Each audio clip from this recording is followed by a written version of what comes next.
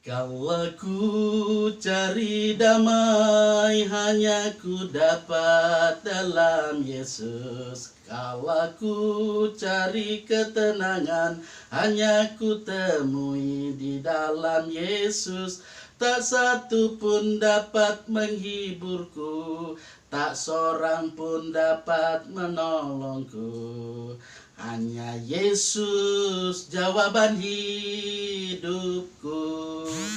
Bersama Dia hatiku damai, walau dalam lembah kekelaman. Bersama Dia hatiku tenang, walau hidup penuh tantangan. Tak satu pun dapat menghiburku, tak seorang pun dapat menolongku. Hanya Yesus jawaban hidupku. Mari berdoa. Tuhan Allah yang Maha Kuasa, penuh kasih, sesungguhnya dalam hidup ini kami sudah tercemar, bahkan ternoda oleh dosa-dosa kami. Kami tidak layak menghampiri kekudusan-Mu ya Tuhan Allah. Kami malu karena kami memberontak kepada Tuhan. Kami gagal dalam memancarkan kasih kepada seisi rumah kami dan juga kepada sesama kami. Itu semua akibat dosa kami. Kami menjadi terbatas untuk memahami kehendak-Mu melalui firman Tuhan. Oleh karena itu ya Tuhan, sucikanlah dan kuduskanlah kami saat ini, pada saat-saat di mana kami akan menerima firman Tuhan yang hendak disampaikan saat ini. Roh Kudus akan senantiasa menerangi hati dan pikiran kami, supaya hati dan pikiran kami menjadi siap dan layak untuk menerima firman Tuhan.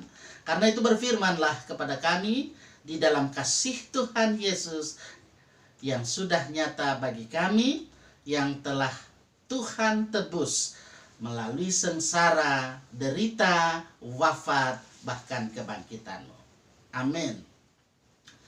Mari kita buka Roma pasal 6 ayat 5 sampai ayat 14.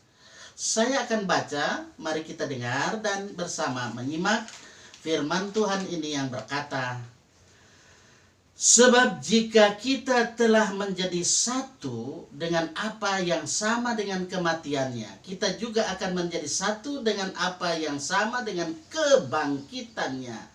Karena kita tahu bahwa manusia lama kita telah turut disalibkan, supaya tubuh dosa kita hilang kuasanya, agar jangan kita menghambakan diri lagi kepada dosa.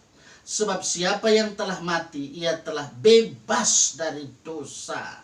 Jadi jika kita telah mati dengan Kristus, kita percaya bahwa kita akan hidup juga dengan Dia. Karena kita tahu bahwa Kristus sesudah Ia bangkit dari antara orang mati, tidak mati lagi. Maut tidak berkuasa lagi atas Dia. Sebab kematiannya adalah kematian terhadap dosa, satu kali dan untuk selama-lamanya, dan kehidupannya adalah kehidupan bagi Allah. Selanjutnya, demikianlah hendaknya kamu memandangnya, bahwa kamu telah mati bagi dosa, tetapi kamu hidup bagi Allah dalam Kristus Yesus. Sebab itu hendaklah dosa jangan berkuasa lagi dalam tubuhmu yang fana, supaya kamu jangan lagi menuruti keinginannya.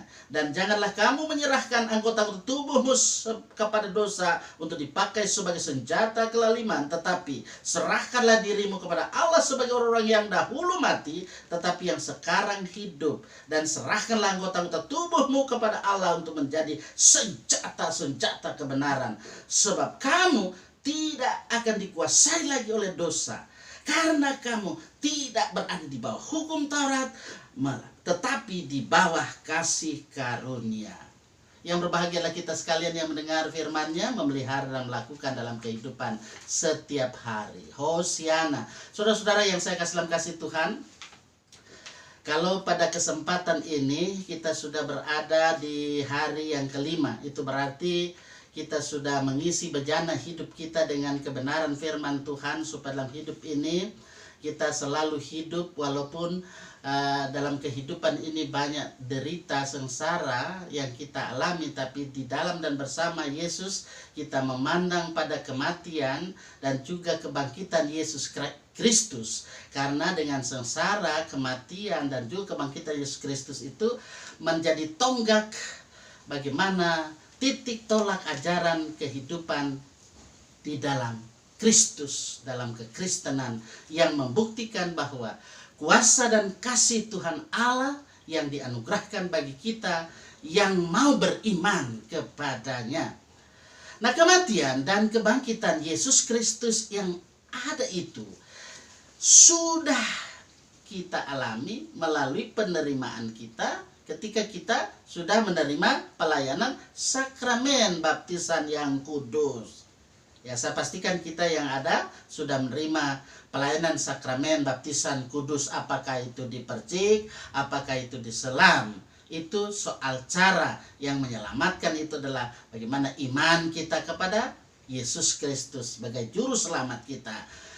Sebagai orang-orang yang sudah dibaptis, maka seperti yang disampaikan oleh Rasul Paulus, kita juga telah mengalami ada yang disebut dengan kematian bersama Kristus karena dosa-dosa kita.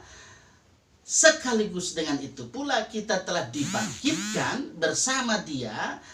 Dengan demikian kita tidak lagi berada di dalam kuasa dosa, tetapi menjadi penerima kasih karunia yang diberikan oleh Allah. Itulah hidup kekal bersama Yesus Kristus, yang dalam ini Dialah yang menghidupkan hidup kita ini.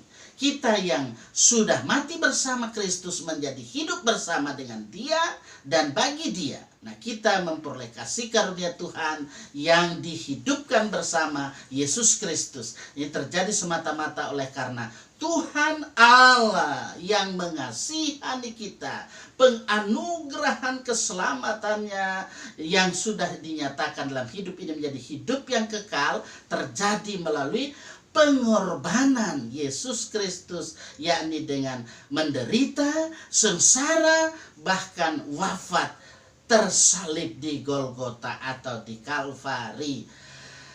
Persekutuan keluarga dalam pekan keluarga Minggu-Minggu Sengsara Prapaskah yang dikasihi oleh Tuhan Yesus Kristus. Dengan demikian menjadi jelas bagi kita bahwa apa yang disampaikan dalam perikop ini, dalam surat Rasul Paulus ini, sesungguhnya yang dimaksudkan supaya setiap orang yang percaya kepada Yesus Kristus memandang bahwa kita semua yang ada sudah mati bagi dosa, tetapi kita hidup bagi Allah dalam Kristus Yesus.